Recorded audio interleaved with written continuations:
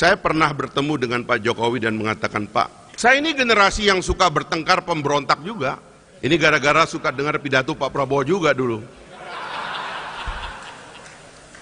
Tapi sebagai generasi muda saya juga ngeri juga.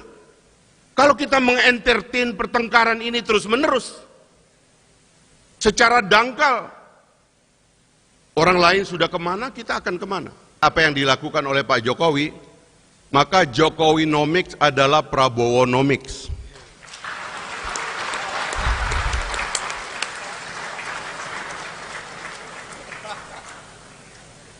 Saya ingin mengambil perhatian kita semua bahwa saya tidak main-main dengan istilah Prabowonomics adalah Jokowinomics dan sebaliknya Jokowinomics adalah Prabowonomics. Karena tahun 2019 ketika Pak Prabowo memutuskan dan Pak Jokowi memutuskan adanya rekonsiliasi nasional, bersatunya dua kekuatan yang berseteru berkali-kali, ternyata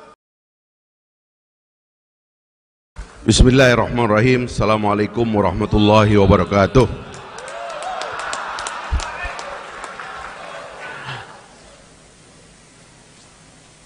Pak Dasko, tuan rumah, Mas Giono sebagai direktur, Pak Prabowo yang sama-sama kita harapkan, para senior yang hadir pada malam ini, para pimpinan partai politik dan juga para akademisi, hadirin yang berbahagia.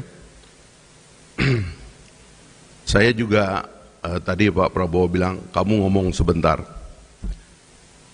Saya banyak sekali sebenarnya ingin saya katakan.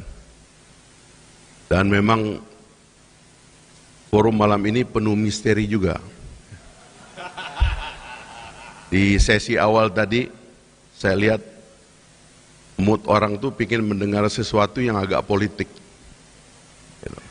Tapi sangat akademis tadi, luar biasa forumnya. Pak Prabowo tadi menyampaikan beberapa slide dan pandangan dan khususnya di bidang ekonomi.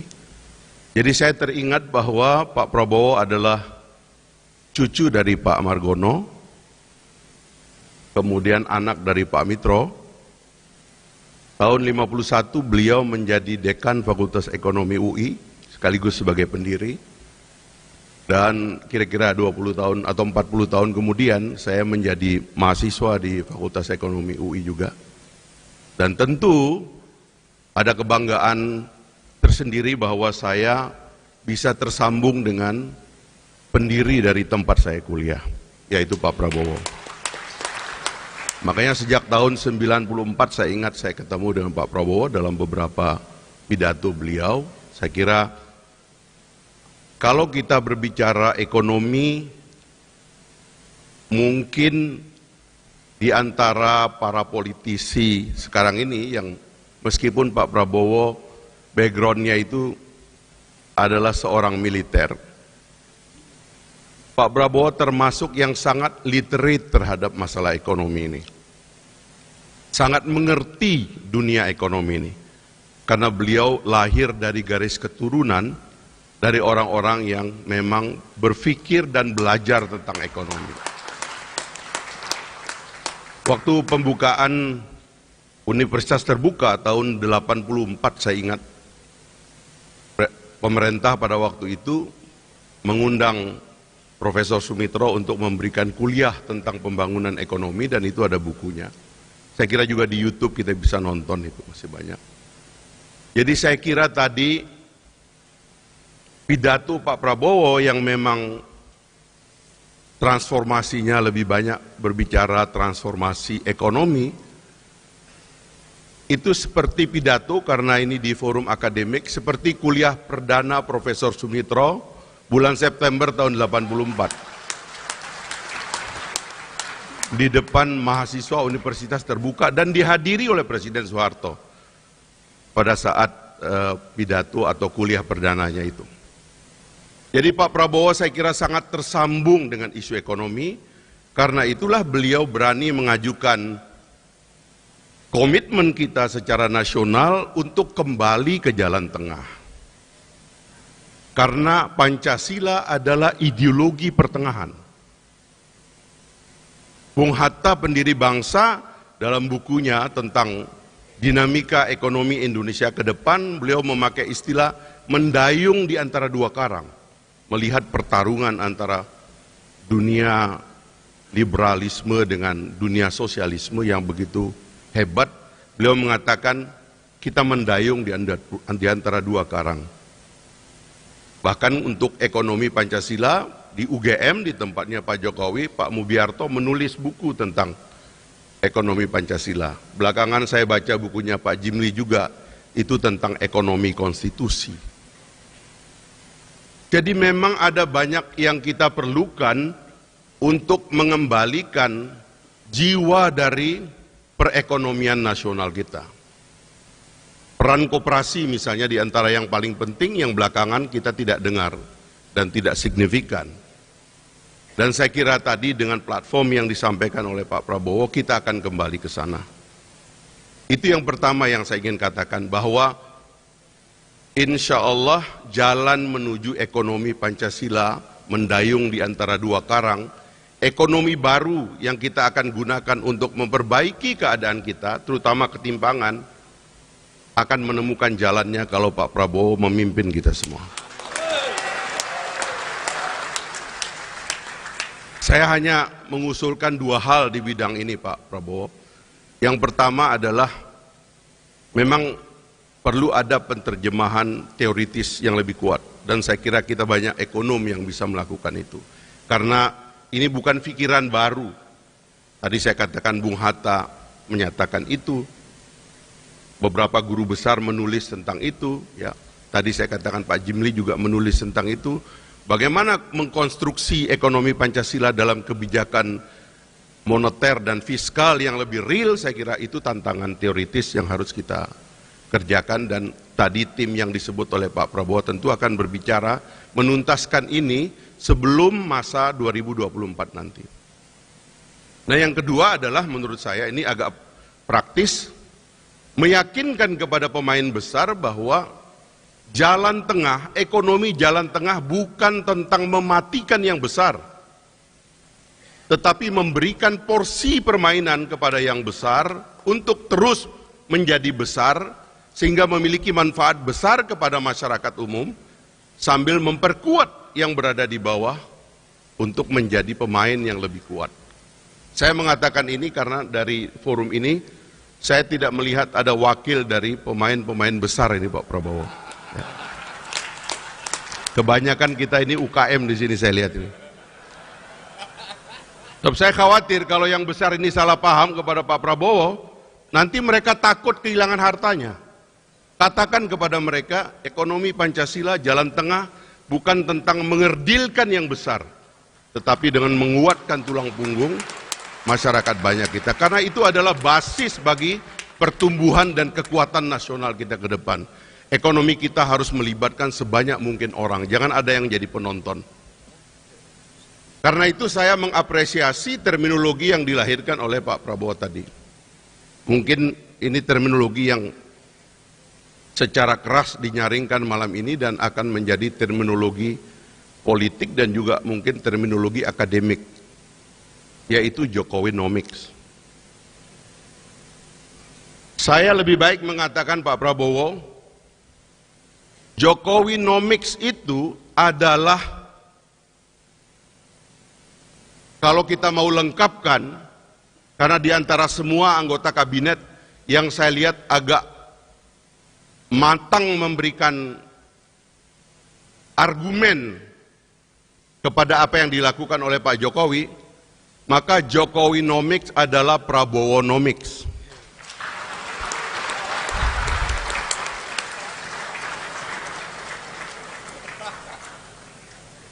Saya ingin mengambil perhatian kita semua bahwa saya tidak main-main dengan istilah Prabowonomics adalah Jokowinomics dan sebaliknya Jokowinomics adalah Prabowonomics. Karena tahun 2019, ketika Pak Prabowo memutuskan dan Pak Jokowi memutuskan adanya rekonsiliasi nasional, bersatunya dua kekuatan yang berseteru berkali-kali, Ternyata pada waktu itu belum ada COVID, pada waktu itu kita belum tahu akan ada perang Rusia-Ukraina, pada waktu itu ketegangan Laut Cina Selatan atau krisis ekonomi belum seperti sekarang melanda beberapa dunia. Tetapi kemudian alhamdulillah dua tokoh terpanggil jiwanya untuk mau duduk bersama dan melakukan rekonsiliasi besar sehingga terjadi kekompakan yang luar biasa yang menyebabkan kita lolos dari krisis, menghadapi COVID, bahkan sekarang ini kita menghadapi ancaman dari adanya instabilitas global karena perang, adalah karena dua orang ini menurut saya mendapat hidayah dari Allah untuk menyatu. Itu tidak gampang Pak, dan jangan dianggap main-main. Kita sebagai bangsa ini punya catatan, Pak Prabowo tadi juga mengatakan kita kurang menghargai orang dan sebagainya, ada catatannya. Bahkan saya mengatakan, saya melihat di dalam sejarah dari generasi ke generasi kepemimpinan terputus.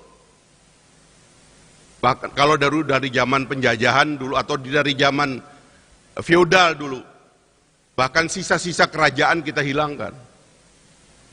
Dari penjajahan dulu, kemarin saya lihat ada riset di media tentang kenapa sisa-sisa Belanda di Indonesia nggak ada.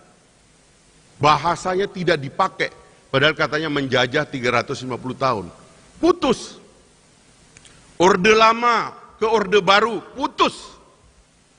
Presidennya juga dalam pesakitan. Orde baru, putus.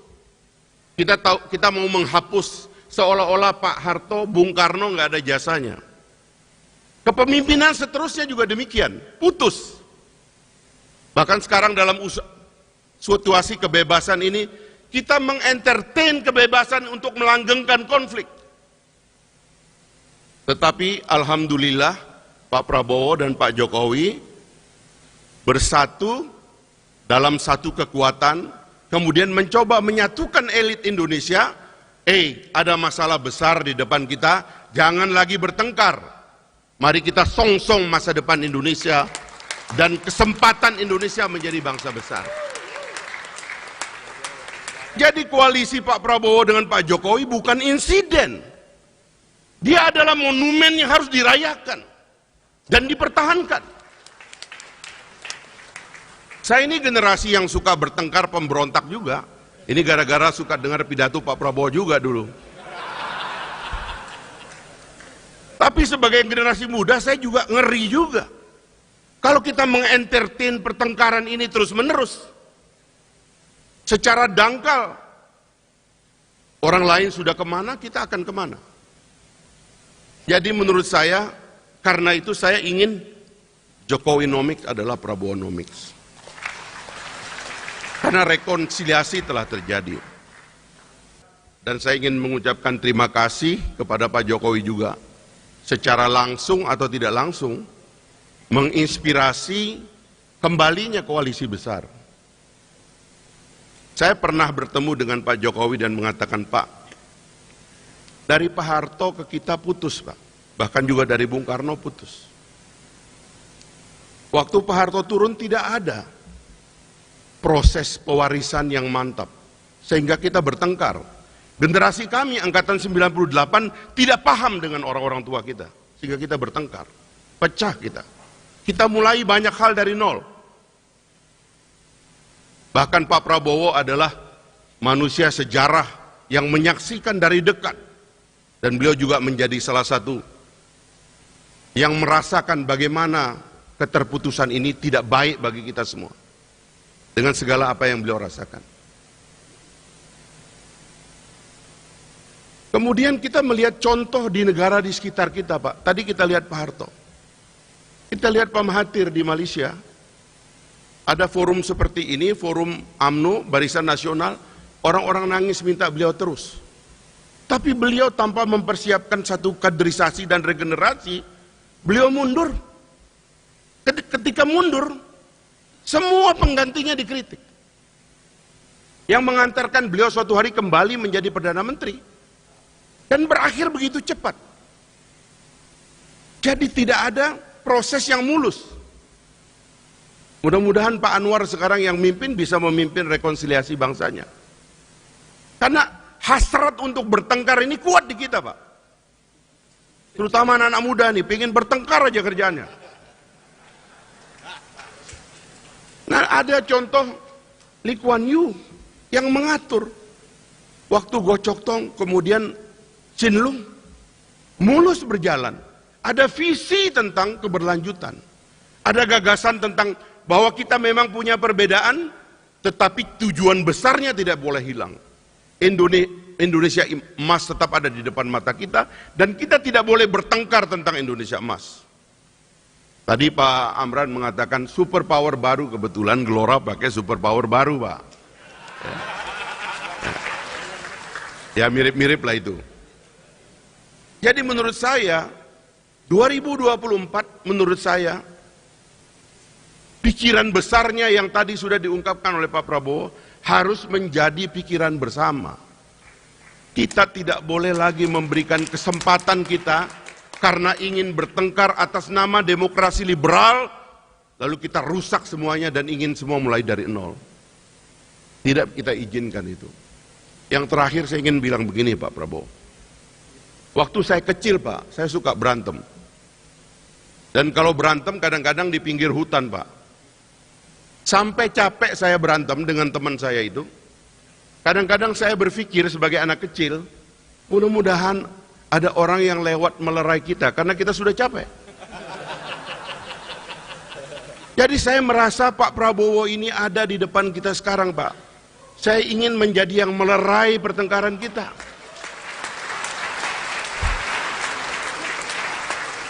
Sehingga seperti Bapak katakan tadi, kita ajak semua orang.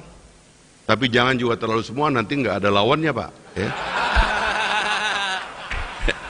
Nanti, ya kan? Ini lawan kota kosong nanti nih Pak Yusril. Gimana nyari konstitusinya jadi Pak Yusril, Pak Jimli susah nanti. Ya maksudnya, ini waktu untuk membesarkan hati. Dan saya mohon di kesempatan ini, Pak Prabowo dan Pak Jokowi tidak boleh melepas transisi ini secara tidak melihat bagaimana kelanjutannya. Kita bukan tidak paham demokrasi, kita bukan tidak paham check and balances, kita tidak paham makna oposisi, tapi yang sedang kita pikirkan adalah di luar sana ada ancaman, dunia tidak sedang baik-baik saja, ada ancaman geopolitik yang besar yang bisa turun ke kita. Satu bangsa harus punya hasrat yang kuat untuk bersatu, sebab tidak ada yang kuat dan menjadi besar kalau dia tidak bersatu. Maka Pak Prabowo, kami yang muda-muda ini alhamdulillah melihat apa yang terjadi sekarang ini, besarkanlah hati Bapak, lapangkanlah dada Bapak, luaskanlah penerimaan Bapak kepada siapapun. Karena kemarin-kemarin itu banyak yang salah paham, sekarang sudah mulai kembali ke jalan yang benar Pak. Ya. Mudah-mudahan lancar jalan Bapak insya Allah menuju kepemimpinan untuk Indonesia yang kuat, karena insya Allah kita akan menjadi superpower baru di dunia ini. Terima kasih. Assalamualaikum warahmatullahi wabarakatuh.